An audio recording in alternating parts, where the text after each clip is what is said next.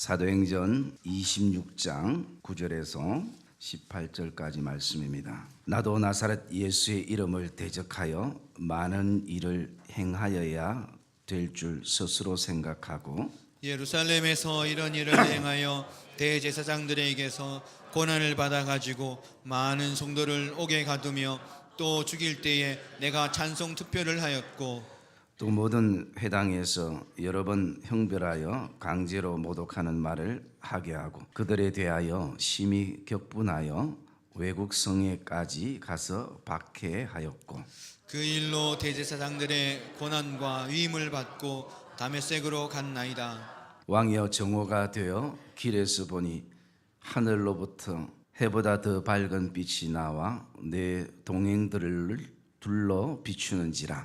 우리가 다 땅에 엎드러짐에 내가 소리를 들으니 히브리 말로 이르되 사울아 사울아 내가 어찌하여 나를 박해하느냐 가시체를 뒷발질하기가 내게 고생이니라.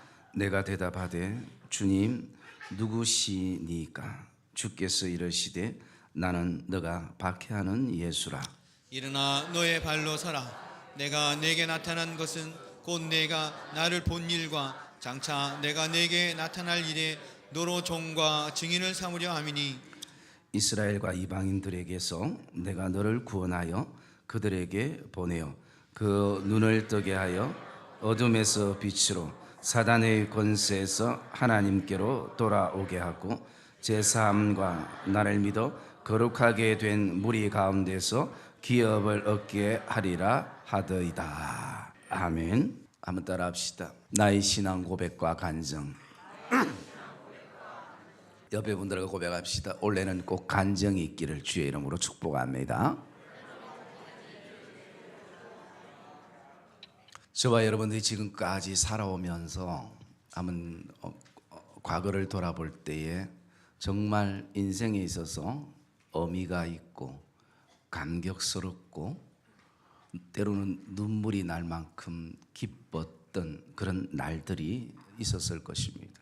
사람마다 다 다를 수 있지만 그 시간들을 보면 때로는 학교에 합격해서 입학하게 되었을 때, 또 첫 직장에 내가 나가게 되었을 때, 그리고 정말 좋은 사람을 만나서 사랑에 빠졌을 때, 그리고 또 그 사랑이 이루어져서 결혼하던 날, 이런 것뿐만 아니라 때로는 평생을 마음에 담을 쌓고 살아왔던 인생이 어느 날 서로 마음의 벽이 무너지면서 사랑과 용서의 손을 내밀며 화해의 포옹을 했던 날들, 또 뿐만 아니라 우리의 삶에 여러 가지 인생의 오해들로 내 마음에 트라우마가 생기고 또 쓴뿌리를 가지고 살았는데 그 오해들이 서로의 대화 속에서 이해로 풀리며 그 오해의 세월들이 다시 한번 정리되었던 날들, 또 저와 여러분들이 운전면허증을 땄던 날들, 어떤 자격증을 땄던 날들, 돌아보니까 슬프고 힘든 날도 많은 것 같지만 참 우리에게 감동이 되고 감격스러운 날들도 많이 있었다라는 것입니다. 그러면서 우리가 신앙적인 측면에서 바라보았을 때에 정말 우리 안에 감격스럽고 기쁘고 즐거운 날들이 있었을 것입니다. 저는 개인적으로 가장 기쁘고 감격스럽고 즐거웠던 날은 다른 것이 아니라 내 인생에 있어서 주님을 만났던 날이었습니다. 아마 우리가 어떤 상황 속에서 주님을 만났는지에 대해서는 다 그 상황과 환경이 다르지만 거기에 공통점은 내가 주님을 만났다라는 것입니다. 그래서 신앙생활이라는 것은 신앙과 생활이 합쳐져 있습니다. 이 신앙생활을 지탱하는 두 가지가 있다면 그것은 바로 신앙 고백과 간증이라는 것입니다. 그래서 이 신앙 고백과 간증은 뗄래야 뗄 수 없는, 마치 나무로 비유한다면 그 뿌리는 신앙 고백이고 그리고 많은 가지의 열매들은 간증이라는 것입니다. 그래서 신앙 고백 없는 간증은 결국은 거짓이거나 아니면 자기 자랑으로 흘러갈 수밖에 없습니다. 또 신앙 고백은 가지되 간증이 없다면 그 신앙 고백은 다시 한번 내가 정말 진심으로 하나님 앞에 가지는 고백인가라는 것을 돌아볼 필요가 있습니다. 그래서 이 신앙 고백과 간증은 항상 같이 간다는 것입니다. 마치 믿음과 삶이 함께 가는 것처럼 동일하다는 것입니다. 그래서 우리 안에는 반드시 내가 예수님을 인격적으로 만났든지 아니면 체험적으로 만났든지 아니면 복합적으로 만났든지 그 만남에는 반드시 무엇이 형성이 되냐면 신앙 고백이 형성이 되는 것입니다. 여러분, 우리가 남녀가 만나서 결혼을 하고 결혼하기 전에 항상 국가에서 이것을 거쳐야 된다고 말하지 않아도 거치는 한 가지가 있습니다. 그게 뭐냐면 사랑 고백인 것입니다. 그 고백을 듣지 않고 결혼한 사람은 아무도 없을 것입니다. 그렇기 때문에 이 신앙 고백이라는 것은 믿음에 기점을 둔다면 간증은 저와 여러분들이 살아가는 삶의 요소에 속하는 것입니다.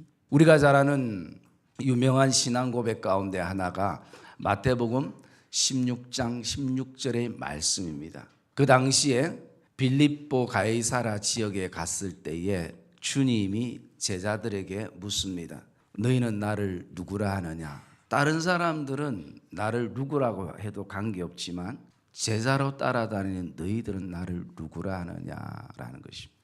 어쩌면 지금도 주님이 나에게 묻는 질문이 바로 이 질문입니다. 너는 나를 누구라고 고백하느냐? 그럴 때에 시몬 베드로가 대답하여 이르되 주는 그리스도시요 살아계신 하나님의 아들입니다 라는 고백을 가집니다. 여러분, 이것이 우리가 교회 안에서 예배 드릴 때 이렇게 아무 일 없을 때 평범하게 이 장소에서 가지면 누구나가 할 수 있는 고백일 수 있습니다. 그런데 이 빌립보 가이사라는 지역은 어떤 지역이냐면 제가 가봤을 때 우상이 가장 난무했던 지역이었고 특별히 거기에는 유대교, 즉 하나님은 믿되 예수님을 인정하지 않는 유대인들이 많았던 지역이었습니다. 그 중심에서 베드로가 가졌던 고백의 의미가 무엇인지를 우리가 기억해야 하는 것입니다. 그냥 우리가 한가하게 예배드리면서 드렸던 고백이 아니라 내 인생에 있어서 가장 칠흑 같은 어둠 속에서 동일하게 가지는 고백이야 될 수 있고, 그리고 세상 중심에 서서도 어떤 곳에서도 어떤 사람을 만났어도 내가 동일하게 가지는 고백이 주는 그리스도시요 살아계신 하나님의 아들입니다 라는 고백이라는 것입니다. 여기 주는 그리스도라는 것은 기름 부음을 받은 자, 그래서 그것은 예수님의 인성을 인정하는 것이고요. 그리고 살아계신 하나님의 아들입니다라는 것은 유대인들이 그 돌을 던지기에 충분한 바로 구세주 하나님의 아들 예수 그리스도를 메시아를 인정하는 고백이라는 것입니다. 신성을 인정하는 것입니다. 그래서 예수님의 인성과 신성을 두 가지 다 인정하는 고백. 그럴 때에 주님께서 이 베드로를 향해서 너는 반석이라, 그리고 이 반석 위에 교회가 세워지리라 라고 말씀합니다. 여러분, 이것은 그 사람 위에 교회가 세워진다는 의미가 아니라 이 신앙 고백, 주는 그리스도시요 살아계신 하나님의 아들입니다라는 이 신앙 고백 위에 교회가 세워짐을 말씀하고 있는 것입니다. 그래서 여러분, 우리가 믿음의 삶을 살아갈 때 나에게 신앙 고백이 있는가? 나는 오늘 정말 하나님을 어떤 분으로 내가 오늘도 고백하며 믿음의 삶을 살아가고 있는가? 그냥 내가 교회에서 배워서 머리에서 든 지식적인 고백이 아니라 정말 하나님 앞에서 어떤 사람들이 보지 않아도 내가 하나님 앞에 홀로 서서 독대하는 그 순간에도 나는 오늘 하나님이 하나님 되심을 고백하는가? 라는 이 질문을 먼저 우리가 가져볼 필요가 있는 것입니다. 그러면서 이 신앙 고백을 가지는 사람들 안에는 반드시 따라오는 것이 어떤 하나님이 살아계심에 대한 얘기거리들, 그것을 다른 말로 간증이라고 얘기하는데요. 그 간증을 한마디로 요약하면 바로 이것입니다. 내 삶의 주인이 바뀌었습니다 라는 고백입니다. 나를 통치하는 통치자가 이제는 바뀌었습니다 라는 고백을 다른 말로 간증이라고 얘기하는 것입니다. 그래서 이 간증에는 대부분 세 가지의 뼈대가 있습니다. 첫째는 뭐냐면 예수 믿기 전의 나, 그리고 예수를 만났을 때의 나, 그리고 예수를 만난 다음의 나의 모습. 이렇게 대부분 이 세 가지의 뼈대로 나누는 것입니다. 오늘 본문에도 이 우리가 읽었던 이 9절부터 18절까지의 말씀은 바울의 간증입니다. 그 얘기는 내가 지금까지 살면서 내가 주인으로 살았고 내 지식이 그리고 내가 가지고 있는 어떤 권력이 힘이 돈이 우리 가문이 나의 주인이었는데 이제는 내 인생에 있어서 주인이 이렇게 바뀌었습니다라고 고백하는 바울의 고백입니다. 이 고백을 지금 누구 앞에 하느냐? 아그리빠 왕 앞에서 하고 있습니다. 말 한마디 잘못하면 목숨이 왔다 갔다 하는 순간입니다. 여러분, 진짜 신앙의 고백은, 진짜 간증은 내 목숨이 왔다 갔다 하는 순간에도 동일해야 될 줄 믿으시기를 주님의 이름으로 축복합니다. 오늘 바울의 이 간증은 사도행전 9장에 또 사도행전 22장에 또 사도행전 26장에 이렇게 나오는데요. 설 때마다 사람들이 달랐습니다. 그런데 바울의 간증은 여전히 동일했습니다. 그래서 이 바울의 간증을 세 부분으로 나눠보면 9절에서 11절까지는 예수 그리스도를 만나기 전의 바울 자신을 말해주고 있는 것입니다. 그래서 그는 9절에 이렇게 말합니다. 나도 나사렛 예수의 이름을 대적하여 많은 일을 행하여야 될 줄 스스로 생각하고, 그래서 많은 예수 믿는 사람들을 핍박뿐만 아니라 옥에 가두기도 하고, 그리고 또 그들을 잡기 위해서 외국까지 가서 박해할 만큼 그런 열심이 있었던 바울이었습니다. 그래서 저는 이 말씀을 묵상하며, 물론 핍박이라는 것이 예수 믿지 않는 사람들이 예수 믿는 사람들을 향해서 박해하고 욕하는 것이, 때리고 하는 것이 핍박일 수도 있지만, 우리 그리스도인들에게도 핍박이 있을 수 있겠구나. 그것은 바로 예수를 만나지 못하고 예수를 나의 구주로 모시지 못하고 고백하지 못하고 살아가는 삶이 어쩌면 제일 큰 핍박이겠다라는 생각입니다. 그래서 오늘 그 예수를 알지 못하는 가운데 가지는 바울의 그 열심, 잘못된 열심, 그리고 오늘도 스스로 그냥 많은 일을 해야 되는 줄 생각하는 그 생각들, 스스로 생각하는 그 생각, 이 주님을 알지 못하고 살아가는 모든 삶이 어쩌면 간접적으로 주님을 향한, 교회를 향한 핍박일 수 있겠구나라는 것을 묵상하게 되어집니다. 여러분, 우리의 삶도 그렇지 않겠습니까? 예수가 떠난 가운데에, 예수를 알지 못하는 가운데 내가 하고 있는 많은 일에 자부심을 가지는 그 마음들, 그 행위적인 것. 먼저 여러분, 오늘도 주님의 은혜를 발견하기를 주님의 이름으로 축복합니다. 그리고 날마다 내가 가졌던 경험 속에 스스로 생각하는 가장 위험한 부분들. 그리고 이 바울이 12절부터 15절까지는 내가 만난 인생에 있어서 예수를 말하고 있습니다. 그래서 그는 다메섹에서 예수를 만났습니다. 여러분, 바울이 얼마나 잘못된 열심이 열정적이었냐면, 그 다메섹이라는 동네는 보통 40도가 넘는, 온도가 40도가 넘는 사막 지역입니다. 그리고 최고로 높을 때는 50도까지 올라가는, 그래서 여러분 정오라는 시간은 가장 햇볕이 강렬한 시간임에도 불구하고 그 예수 믿는 사람들을 핍박하기 위해서 그 정오 때에 그 길을 지나가고 있었다라는 것이. 그럴 때 거기서 사울이 예수를 만나게 되어집니다. 14절에 보면 사울아 사울아 내가 어찌하여 나를 핍박하느냐 가시채를 뒷발질하기가 내게 고생이니라 라고 말하고 있습니다. 오늘 사울이 예수님을 만나는 그 순간에 주님이 한마디로 이 사울이 지금까지 가지는 스스로 생각하고 스스로 많은 일을 해야 되겠다 생각하는 이 잘못된 열심, 방향이 잘못된 이 부분에 대해서 한마디로 이 이스라엘의 속담을 얘기하고 있다는 것이. 그게 무엇이냐? 가시채로 뒷발질하기가 너에게 고생이구나. 이 얘기는요, 보통 짐승이나 소가 밭을 갈 때에 힘들고 또는 뒷걸음치고 싶을 때에 한 번씩 뒷발질을 하게 됩니다.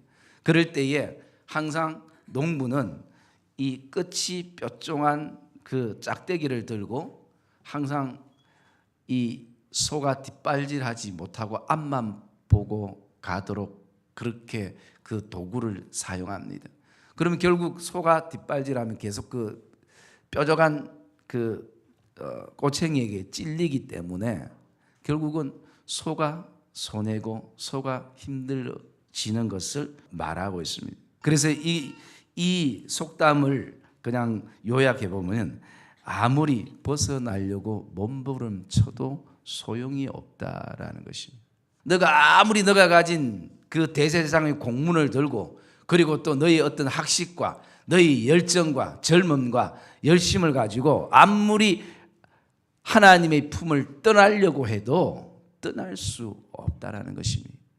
결국 나에게 돌아오게 된다는 것이. 그 비유가 바로 이 가시채를 뒷발질하기가 너가 참 고생이구나라는 말씀인 것입니다. 그래서 이 바울은 그 음성을 듣고 15절에 보니까 주님 누구시니까 라고 말할 때 주께서 이르시되 나는 너가 박해하는 예수라. 자기가 가장 박해했던 예수를 바울이 만나게 되어지는 것입니다.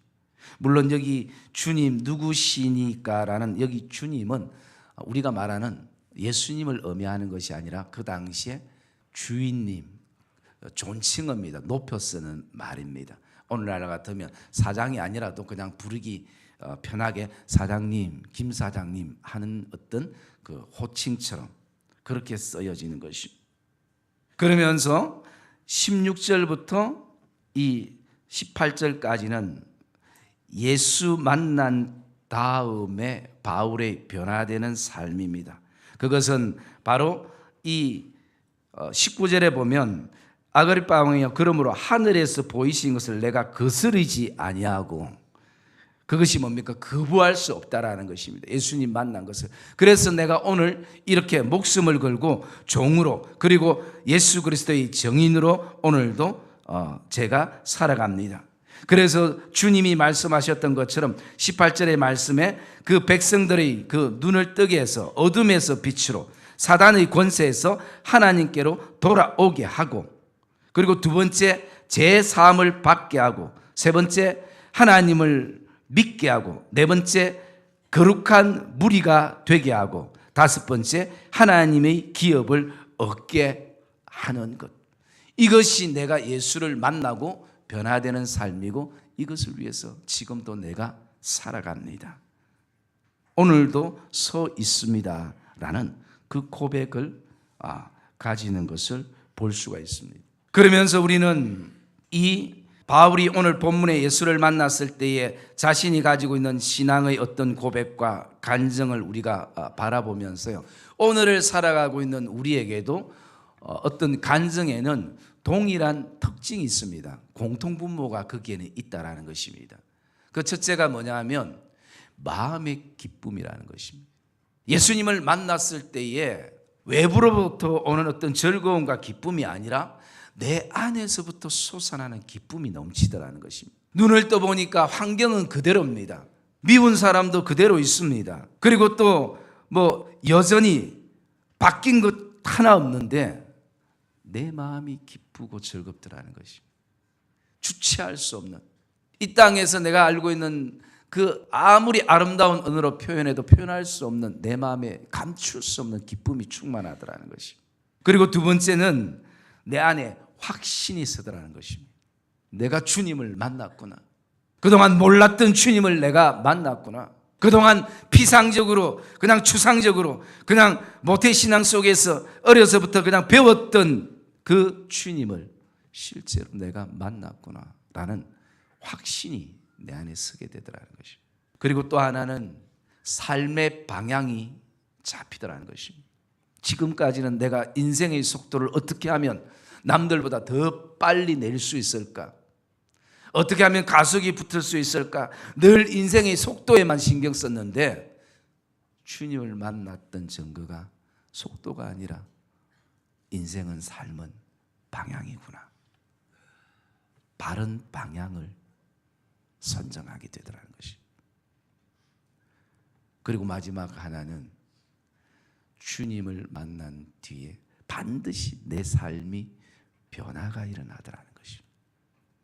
그전에는 아무리 누가 얘기해도 듣지 않았습니다. 고집불통이었고 자기 아집으로 가득하고 그랬는데 주님이 내 마음을 터치하고 난 다음부터는 내 안에 변화가 일어나기 시작합니다. 하나님이 싫어하는 걸 끊기 시작하고, 그리고 또 이제는 예배가 즐거워지고 누가 뭐라 하지 않아도 내가 하나님의 말씀을 내가 읽고 묵상하게 되어지. 그런 변화의 역사들이 공통적인 어떤 공통분모로 있는 것을 보게 되어집니다. 여러분, 오늘 이 한 해를 저와 여러분들이 시작하면서 먼저 우리 안에 나는 하나님에 대해서 어떤 신앙 고백을 가지고 있는가. 그냥 오래 신앙생활을 했기 때문에 남들에게 얘기하기 좀 창피해서 마치 이 신앙 고백을 내가 하는 것처럼이 아니라 내가 가지는 고백이라는 것이, 부모가 가지는 신앙 고백이 아니라 우리 선한 청지기 모임 성김이 장이 가지는 고백이 아니라 장로님이나 권사님들이 가지는 고백이 아니라 오늘 내가 하나님 앞에서 어떤 신앙의 고백을 가지는가. 그리고 또 나가서 오늘 이 한 해는 정말 하나님이 살아계신 그 믿음의 간증들이 저와 여러분의 삶에 풍성하기를 주님의 이름으로 축복합니다. 요즘 하나님을 만나는 그 간증이 얼마나 귀한데 왜 간증이 시들시들하느냐? 간증이 세속화되었기 때문인 것이. 예수를 만나고 난 다음 물론 사업도 잘 되고 자녀도 잘 되고 또 없던 집도 생기고 물론 이것도 간증일 수 있습니다. 그러나 그것이 전부만은 아닌데 모든 간증들이 그렇게 흘러가다 보니까 진정한 간증의 핵심을 놓치고 있는 것이. 진짜 간증은요, 그뿐만 아니라 정말 내가 가장 인생에 힘들게 살고 어렵게 살아도 오늘 예수님 때문에 내가 즐겁고 기쁘게 살아간다는 것이. 육신적인 연약함이 나에게 있지만 오늘도 내 안에 이것이 예수의 흔적이 되어서 그것을 감사함으로 내가 지금도 살아가고 있습니다라는 그 고백인 것입니다. 예수를 만나기 전에는 세상적인 방법으로 속이고 욕심내고 다른 어떤 방법으로 오늘도 어쩌면 하나라도 내 소유를 모으려고 생각했는데 예수를 만나면서 정직하게 살다 보니까 하나님이 기뻐하는 방법으로 살다 보니까 조금 물질적인 어려움은 있지만 그럼에도 불구하고 내가 감사하면서 살 수 있습니다. 이것이 우리 진정한 간증이라는 것이. 그런데 많은 대중들은 예수를 믿고 난 다음으로 세상적으로 얼만큼 잘 되었는가 그 얘기를 듣고 싶어 하는 것이에요. 여러분, 그것은 예수 안 믿어도 충분히 들을 수 있는 얘기들인 것입니다. 그래서 여러분, 진짜 간증의 핵심은 뭔가? 그것을 제가 찬송가에서 찾아봤습니다. 그것이 우리가 조금 전에 불렀던 찬양이었습니다. 여러분 찬송과 같이 288장을 한번 같이 보시면 좋겠습니다. 이 찬양의 가사를 지은 이 믿음의 선배는 무엇이 간증이라고 고백을 하는가? 1절에 보니까요, 예수를 나의 구주 삼고, 이것이 나의 간증이요, 이것이 나의 찬송이라는 것입니다. 예수를 나의 구주 삼고 살아가는 것이 간증이고 찬송이라는 것입니다. 그리고 온전히 주께 맡긴 내 영, 이것이 나의 간증이고 이것이 나의 찬송이라는 것입니다. 그리고 세 번째, 주 안에서 오늘도 기쁨을 누림으로 세상과 나는 간 것 없고 구속한 주만 보이는 것, 이것이 뭐라고요? 이것이 나의 간증이요, 이것이 나의 찬송이라는 것입니다. 여러분, 세상적으로 그리스도인들이 잘 돼야 더 많은 복음적인 것도 하지만 그것이 근본이 아니고 그것은 부수적인 것입니다. 오늘 저와 여러분의 간증이 이 고백이 되기를 주님의 이름으로 축복합니다.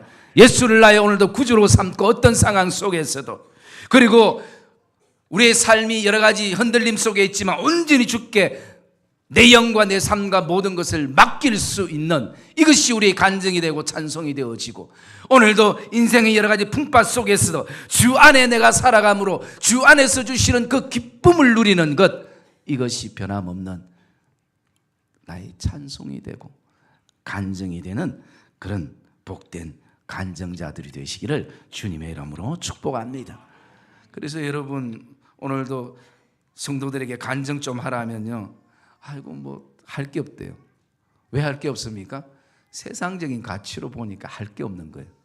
뭐 좀 잘 되는 걸 얘기해야 되는데, 자녀도 그렇고 나도 그렇고 가정도 그렇고 뭘 얘기하겠냐. 여러분, 하나님이 어떤 간증을 기뻐하시는가, 하나님께 진정한 영광 돌리는 간증이 무엇인가, 그것은 바로 여러분이 주님을 만났다는 것입니다. 그리고 변화됐다는 것입니다. 앞으로 이 일은 계속 일어날 것입니다. 우리 교회 성도들 안에 일어날 것이고, 그리고 우리 가족들 안에 일어날 것이고, 우리 자녀들 안에 일어나는 놀라운 역사가 이 안에 있기를 주님의 이름으로 축복합니다. 그래서 우리가 이제 세상 입고 있는 옷만 자랑하지 말고, 미장은 머리 자라는데 자랑하지 말고 2달 되니까 다 풀리더라고요, 머리가. 진짜 이제는 예수를 나의 구주 삼고 주님께 내 가정을 맡기고 일터를 맡기고 사업처를 맡긴 것, 내 영을 맡긴 것이, 그리고 힘들지만 오늘도 사랑하는 가족들이 믿음의 손을 잡고 주님이 주시는 기쁨을 누리며 이겨나가는 것, 이것이 저와 여러분의 신앙 고백이 되고 간증이 되기를 주님의 이름으로 축복합니다. 그래서 제가 우리 성도님들, 우리 제자반도 다 했습니다만, 제자반 중에 제가 한 분에게 부탁을 하려고 하다가 또 굉장히 또 부담스러워할 것 같아가지고, 제가 인터넷에 그 블로그에 올라와 있는 나의 신앙 고백과 간증에 대해서 쓰신 분 거를 제가 하나 읽어드리도록 그렇게 하겠습니다. 저는 목사의 아들입니다. 아버지께서 목사님이셨어요. 아버지께서 뒤늦게 제가 6살 때부터 신학을 시작하긴 했지만 그 전부터 신앙은 가지고 계셨고요. 저 역시 그 안에서 태어난 모태 신앙이고, 제 친척 모두가 신앙인들입니다. 4대 신앙을 가지고 있는 가정이기도 합니다. 그래서 친인척들이 거의 목사님, 장로님, 권사님, 집사님으로 되어 있는 그런 기독교적인 신앙의 분위기에서 자랐습니다. 한 번도 기독교 외의 것에 대해서는 생각해 본 적이 없었습니다. 주일이 되면 당연히 교회에 가고요, 성경 암송도 참 잘했습니다. 거의 늘 1등을 했었어요. 목사 아들이니까.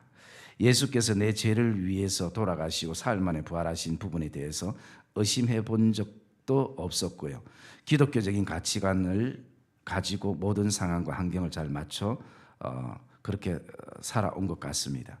그런데 중요한 것은 예수님은 안 믿었습니다. 오랜 기간 동안 예수님을 못 만났고요. 그리고 나가서 내 스스로 돌아볼 때 교회는 다니고 예수님은 아는데 예수님을 믿지 않았다는 것이죠. 이상하죠. 그런데 정말 저에게는 그렇습니다. 교회 다니면서 예수님을 지식적으로 너무나 잘 알고 있으면서도 예수님을 믿지 않는 경우가 있을 수 있습니다. 그래서 중요한 것이 있었습니다. 예수를 믿는다는 것, 믿음이 무엇인가에 대해서 분명하게 알아야 하는 것입니다. 믿음은 전인격적인 행위입니다. 지식적인 것과 감정적인 것과 의지적인 것이 동반되는 전인격적인 행위. 그러나 저는 머리로 알았습니다. 어려서부터 모태신앙으로 자라왔기 때문에 성경에 대하여 예수님에 대하여 누구보다도 잘 알았습니다. 그런데 감정적으로는 예수님을 좋아하지 않았습니다. 사랑하지도 않았습니다. 아무런 느낌도 없었습니다. 그냥 단지 습관일 뿐인 것입니다. 행하고 드리고 하는 모든 것이 의지적으로 주님을 따르지는 않았습니다. 내 삶의 주인은 여전히 나 자신이었습니다. 어쩌면 이런 것은 믿는 게 아니었던 것이죠. 그래서 교회를 다니면서도 그리스도인이라고 말은 하면서도 전혀 그리스도인다운 삶은 살지 못했습니다. 그러다 보니 누가 언제 어디서 신앙적인 부분을 얘기해도 지식적으로는 답해 주기도 했지만 내 마음은 늘 불안했습니다. 삶 속에서 주님을 의식한 적도 한 번도 없고 예수님의 말씀대로 살아본 적이 없으니 당연히 삶 속에서 지금도 살아계시는 우리 주님을 체험할 수도 없었고요. 그냥 종교적인 생활을 했던 것뿐입니다. 그러니 당연히 삶 속에 능력이 없었습니다. 그러면서 제가 신앙에 대해서 회의를 느끼게 된 두 가지 사건이 있습니다.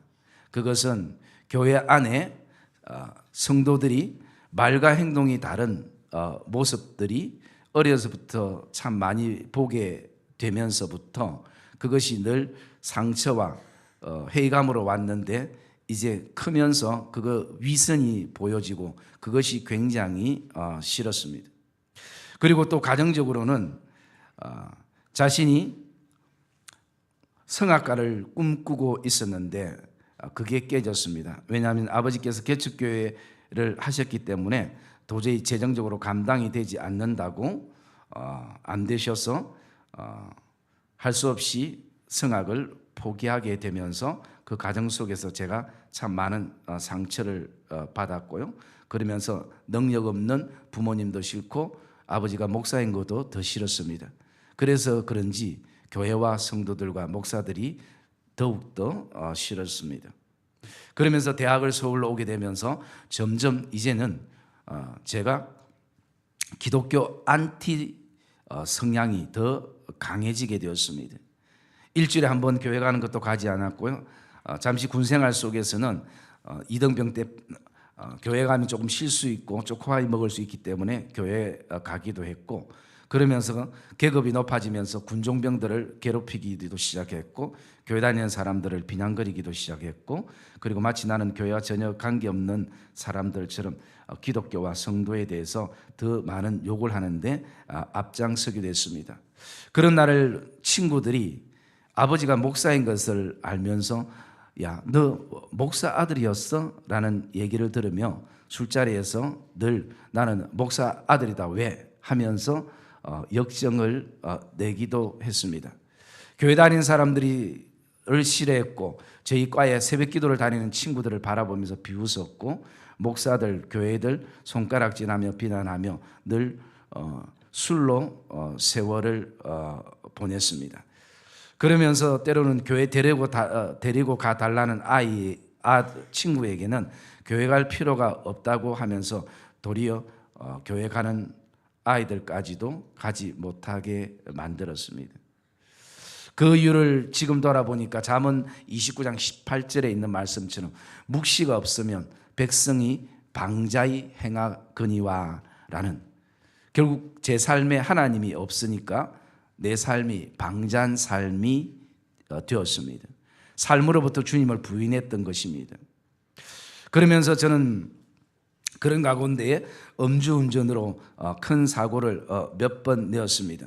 만취 상태에서 사고가 나서 기부스도 여러 번 했고요. 그러면서 몸 상태가 극도로 안 좋아져서 갑자기 길을 가다 코마 상태에 이를 수 있다고 해서 강제 입원을 해본 적도 있었습니다.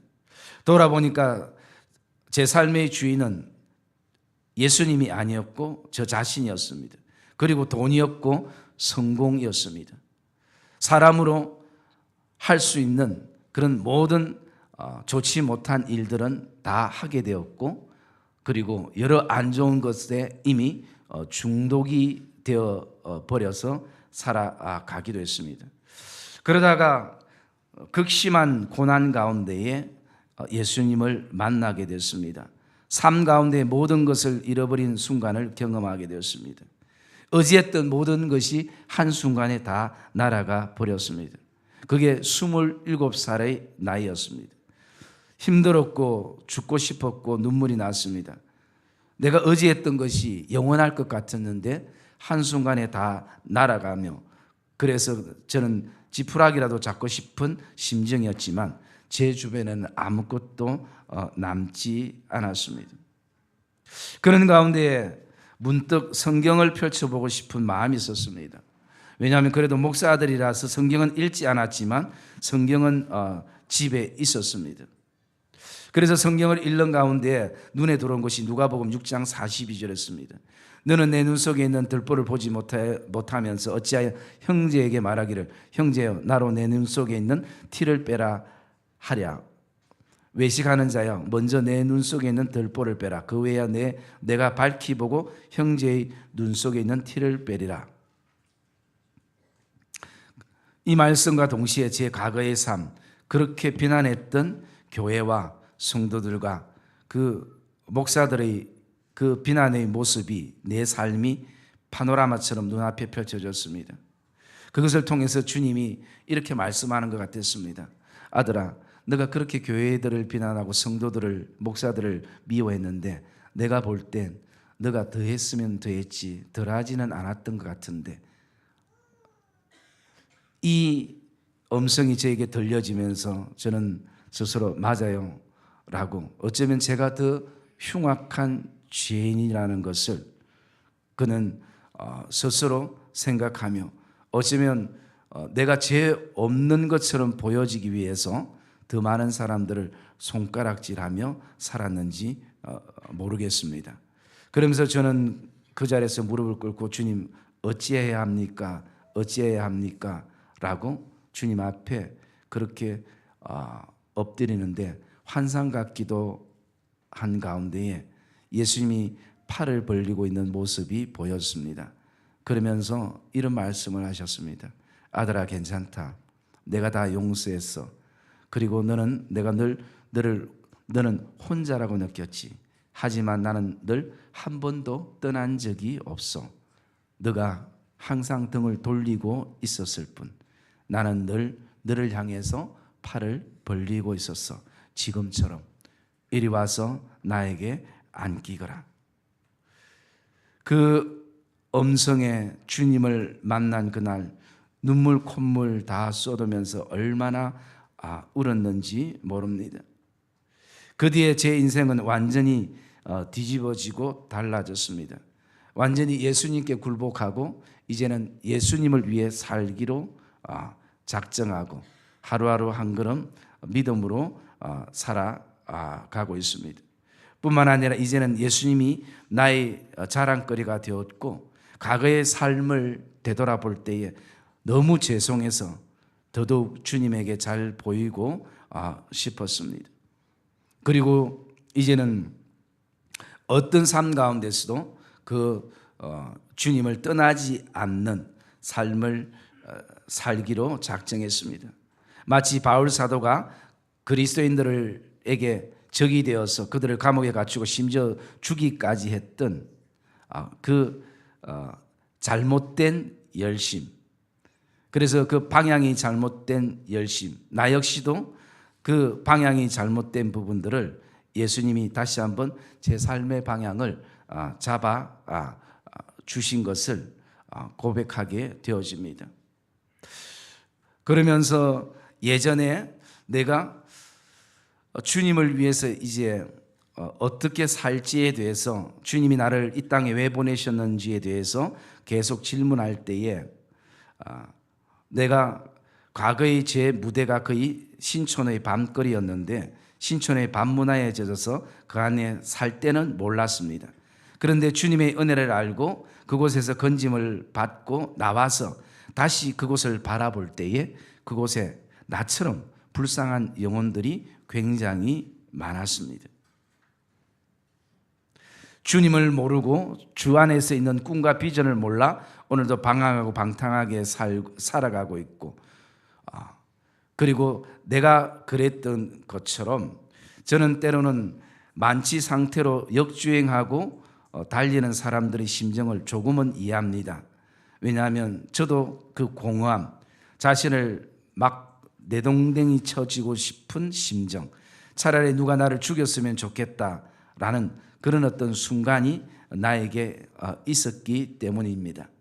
그래서 이제는 그 사람들을 위해서 살기로 작정하고 이제는 그 사람들에게 복음을 전하는 삶을 살려고 합니다. 그럴 때 주님이 나에게 다짐과 함께 주셨던 말씀이 사도행전 20장 24절 말씀입니다. 내가 달려갈 길과 주 예수께 받은 사명 곧 하나님의 은혜의 복음을 증언하는 일을 마치려 하면은 나의 생명조차 조금도 귀한 것으로 여기지 아니하노라. 주께서 이게 제게 주신 사명이고 제가 걸어야 할 길이라고 말씀을 해주시는 것 같았습니다. 그리고 지금도 힘들고 어렵지만 여전히 그 방황하는 젊은이들을 위해서 오늘도 복음과 함께 그렇게 그들을 만나며 복음을 전하며 살아가고 있습니다. 이런 제가 주님이 부르시는 그날까지 하나님이 나에게 주신 사명이라고 생각하고 감당하게 되어질 것입니다. 이것이 어떤 분의 나의 신앙 고백과 간증의 내용인 것입니다. 오늘 우리가 이 사도 바울의 고백이나 그리고 이분의 고백이나 또 우리 제자반 훈련을 했던 분들의 그 고백, 또 하지 않았지만 성도들이 가지는 그 고백, 그 안에는 바로 이 세 가지의 공통점이 있는 것입니다. 예수 믿기 전, 그리고 예수를 만났을 때, 그리고 예수를 만난 다음. 그래서 반드시 오늘 그 간증은 다른 것이 아니라 변화되는 삶인 것입니다. 그것은 내 의지가 아니라 오늘도 내 안에 역사하시는 살아계시는 성령님의 역사를 통해서 우리가 그렇게 살기를 원하고 믿음의 바른 방향을 잡고 나가는 것입니다. 오늘 이 안에 저와 여러분의 그 모든 믿음의 걸음들 안에 삶 안에 신앙 고백이 다시 한번 세워지고 그 신앙 고백 위에 교회가 세워지는 놀라운 은혜의 역사가 있고, 또 오늘도 주님을 만난 그 삶의 고백이 많은 사람들을 주께로 돌아오게 하는, 어둠에서 빛으로 돌아오게 하고 사단의 권세에서 하나님께로 돌아오게 해서 죄사함을 받고 하나님을 믿게 하고 또 거룩한 무리가 되어지게 하고 나가서 하나님의 기업이 되어지는 그런 놀라운 이 땅에 하나님의 복음의 간증자들로 저와 여러분이 사는 은혜가 있기를 주님의 이름으로 축복합니다.